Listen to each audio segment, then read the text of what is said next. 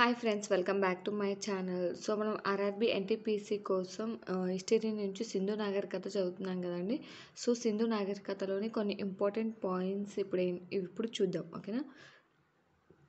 So first వచ్చేసి సింధు నాగరికత భారతదేశంలోని తొలి పట్టణ నాగరికత. సింధు నుండి హిందూ పదం వచ్చింది. సింధు అనే పదం ఎక్కడి నుంచి వచ్చిందండి? హిందూ అనే పదం నుంచి వచ్చింది, ఓకేనా. సింధు నాగరికతకు గల ఇతర పేర్లు ఇవి ఇంపార్టెంట్ అండి. సింధు నాగరికత గల ఇతర పేర్లు ఏంటంటే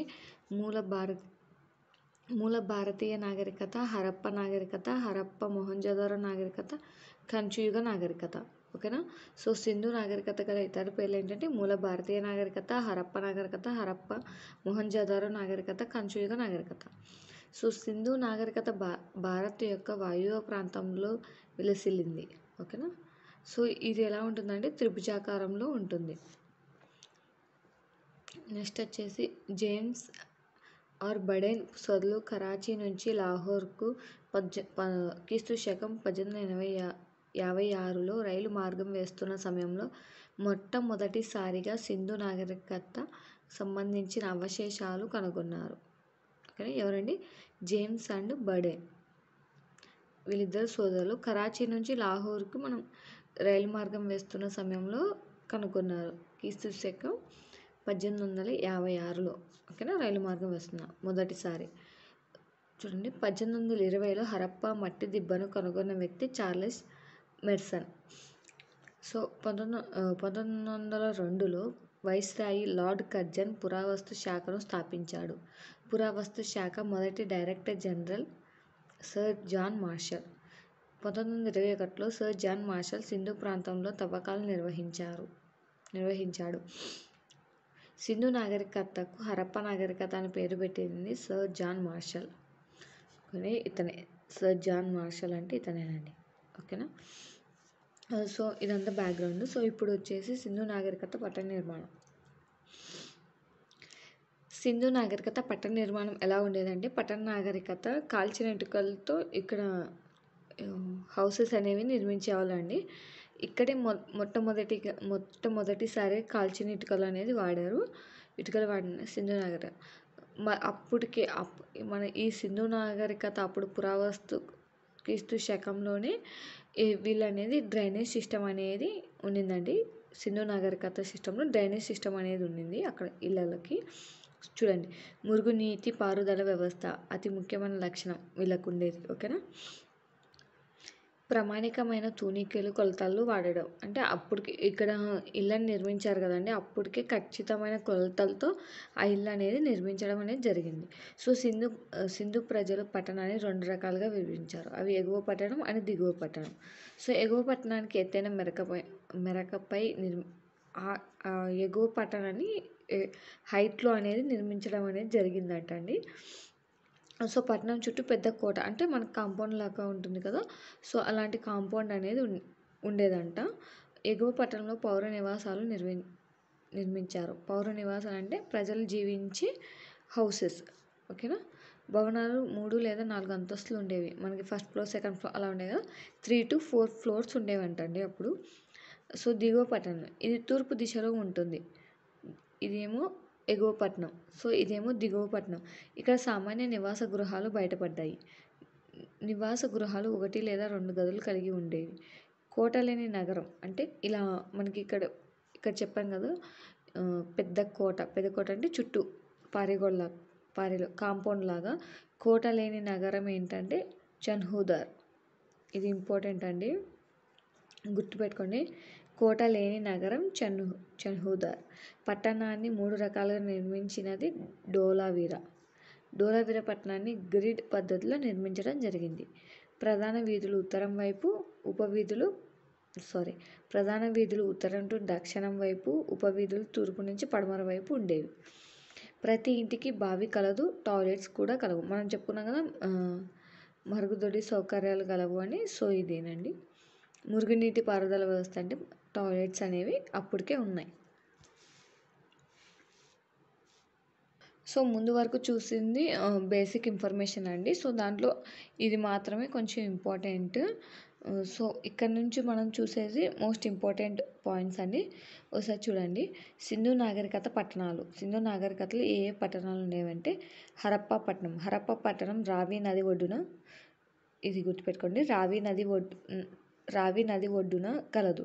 ఈ పట్టణం తవ్వకాలలో 1921లో మొదటిగా బయటపడింది. హరప్పా పట్టణం వద్ద తవ్వకాలు జరిపిన వ్యక్తి దయారాం సహాని. సో దీంట్లో మనకి ఇప్పుడు వరకు అయితే 3 పాయింట్స్ ఇంపార్టెంట్ అండి. అవేంటంటే హరప్పా పట్టణం ఏ నది ఒడ్డున ఉంది, రావి నది ఒడ్డున ఉంది. అది ఎప్పుడు బయటపడింది, 1921లో బయటపడింది. సో తవ్వకాలు జరిపిన వ్యక్తి ఎవరు, దయారాం సహాని. ఓకేనా. హరప్పా పాకిస్తాన్ దేశంలోని పంజాబ్ రాష్ట్రంలో మాంట్ గోమరీ జిల్లాలో గలదు.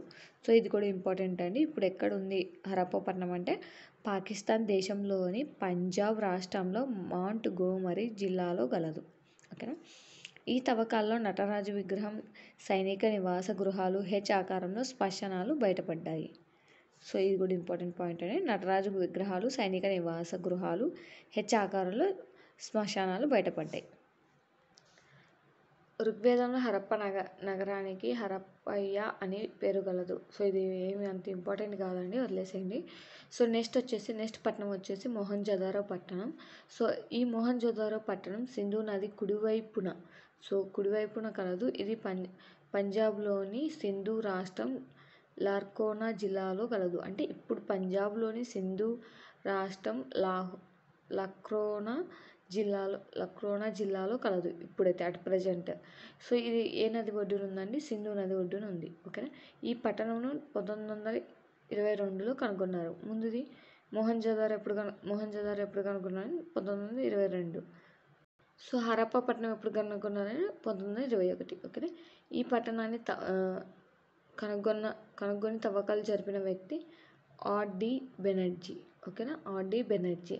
సో హరప్పను కనుగొన్నది దయారాం సహాని, 1921. సో సింధు భాషలో మొహంజదారో అనగా మృతుల దిబ్బ. సో దీనికి మీనింగ్ ఏంటండి, సింధు భాషలో మొహంజదారో అంటే అనగా మృతుల దిబ్బ అని అర్థం. దీనినే నిఖిలిస్తాన్ సింధు నాగరికత ఉద్యానవనం అని కూడా అంటారు. సో ఇది కూడా ఇంపార్టెంట్ అండి, పేరు గుర్తుపెట్టుకోండి. నిఖిలిస్తాన్ సింధు నాగరికత ఉద్యానవనం అని కూడా అంటారు. సో సింధు నాగరికతలోని అతిపెద్ద పట్టణం మొహంజదారో. ఈ తవ్వకాల్లో మహాస్నానవాటిక బయటపడింది. ఈ గ్రేట్ బాత్ను మతపరమైన వారి కోసం ఏర్పాటు చేశారు. దీన్ని దీర్ఘచతురస్రాకారం నిర్మించారు. మహా స్నానవాటికను కనుగొన్న వ్యక్తి మార్షల్. ఆ మహా స్నానవాటిక ఎవరు కనుగొన్నారంటే మార్షల్ కనుగొన్నాడు.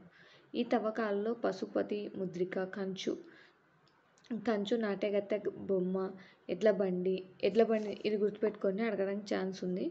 ఎడ్ల బండిని ఏమంటారు, ఎక్క అంటారు. ఓకేనా. ఎక్క, గడ్డపు మనిషి బొమ్మ, అసెంబ్లీ హాలు, గుడ్డపేలిక అంటే అప్పటికే మహిళలు అనేది దుస్తులు అనేది యూజ్ చేస్తూ ఉండేవాళ్ళు. మహాధాన్యాగారాలు బయటపడ్డాయి. సింధు నాగరికతలో అతిపెద్ద భవనం మహాధాన్యాగారం. అంటే అది పెద్ద భవనం, ఆ భవనంలోనే వీళ్ళు ధాన్యాలు అనేది సమకూర్చుకునేవాళ్ళు. అత్యధిక బావులు కనుగొనబడిన ప్రదేశం మొహంజదారోలో ఎక్కువ బావులు ఉండేవి. మొహంజదారోలో ఇంగ్లాండ్లోని లాంగ్ షైర్ నగరాన్ని పోలి ఉంది. సో ఇది కూడా ఇంపార్టెంట్ అండి.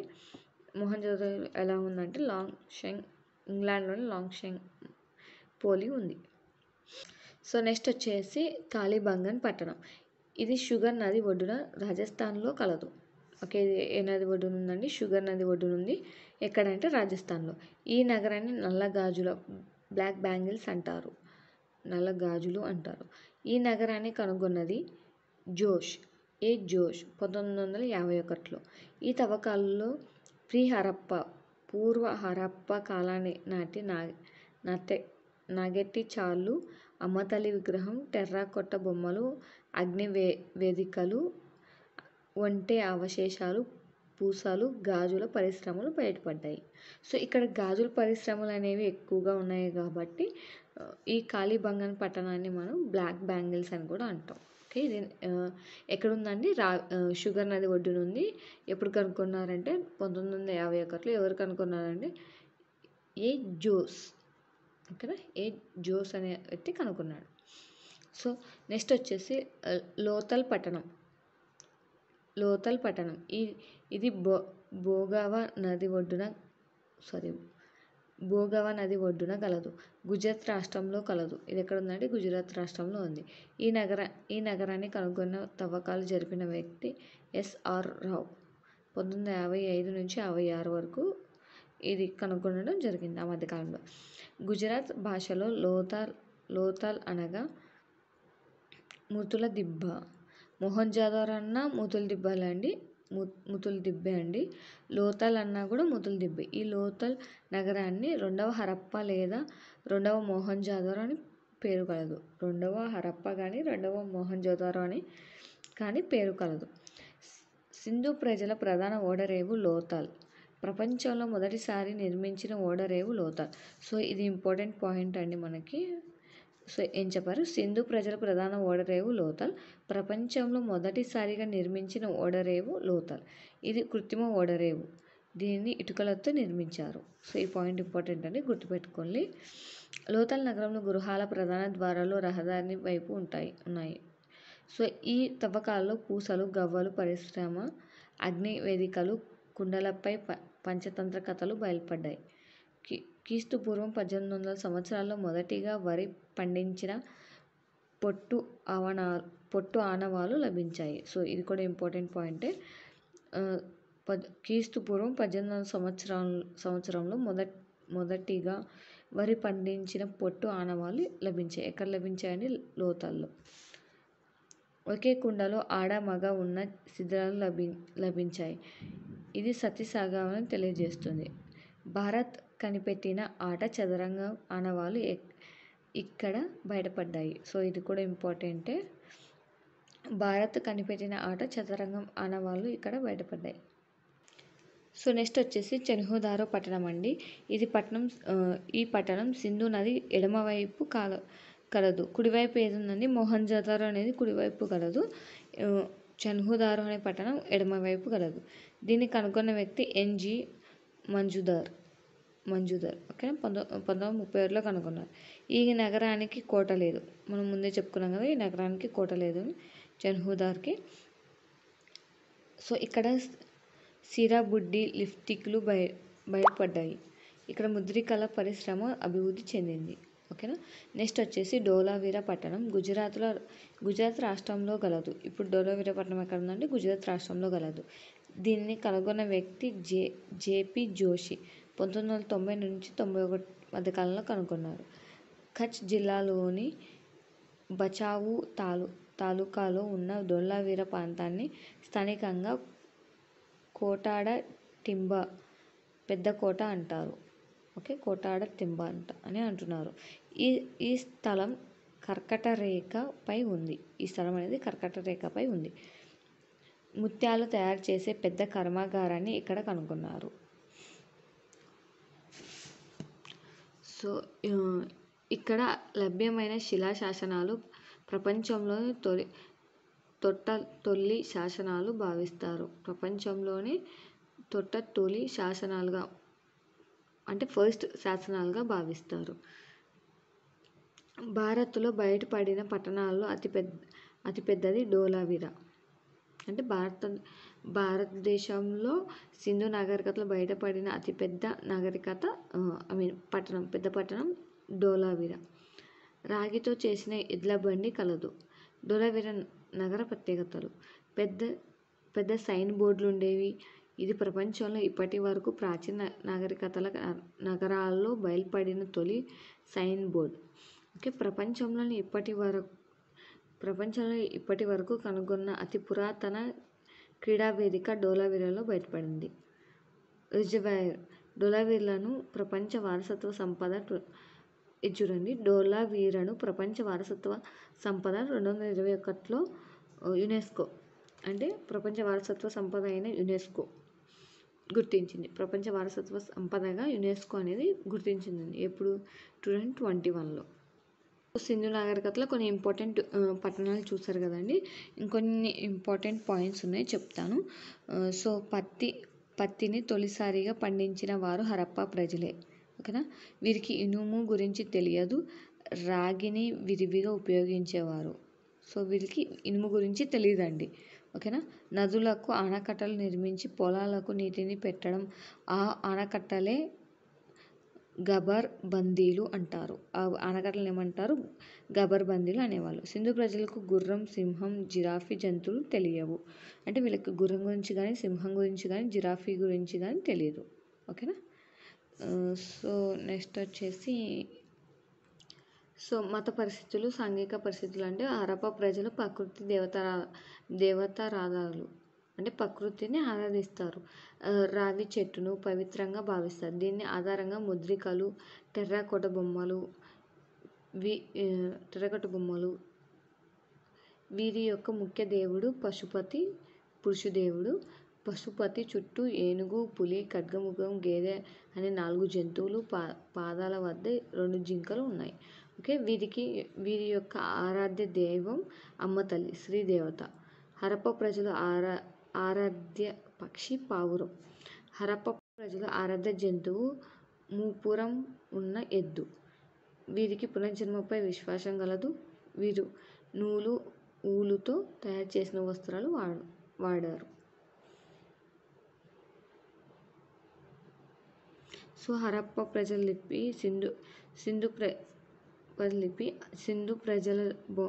సింధు ప్రజలు బొమ్మ లిపిని వాడేవారు. ఓకేనా.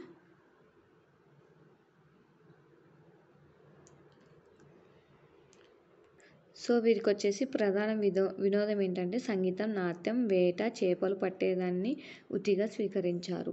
చదరంగం. ప్రపంచంలో మొదటిసారి చెస్ను కనిపెట్టింది సింధు ప్రజలే. ఓకేనా. సో ఇదేనండి ఇంపార్టెంట్ పాయింట్స్ అన్ని కవర్ చేశాను నేను. సో మీకు యూజ్ అవుతుందని అనుకుంటున్నాను. సో మీకు యూజ్ అయితే ఒకసారి ఈ వీడియోని లైక్ చేయండి. అలాగే నెక్స్ట్ వీడియో మీకు కావాలో వద్దో ఒకసారి కామెంట్ చేయండి. కావాలంటే నెక్స్ట్ వీడియో అని కామెంట్ చేయండి. నెక్స్ట్ వీడియో వచ్చేసి వేద నాగరికత, హిస్టరీలో అయితే వేద నాగరికత. సో మీకు కావాలంటే ఒకసారి కామెంట్ చేయండి. ఈ వీడియో మీకు నచ్చినట్లయితే లైక్ చేయండి. మన ఛానల్ సబ్స్క్రైబ్ చేసుకోండి. Okay. Thank you for watching. అందరికీ ఆల్ ద బెస్ట్.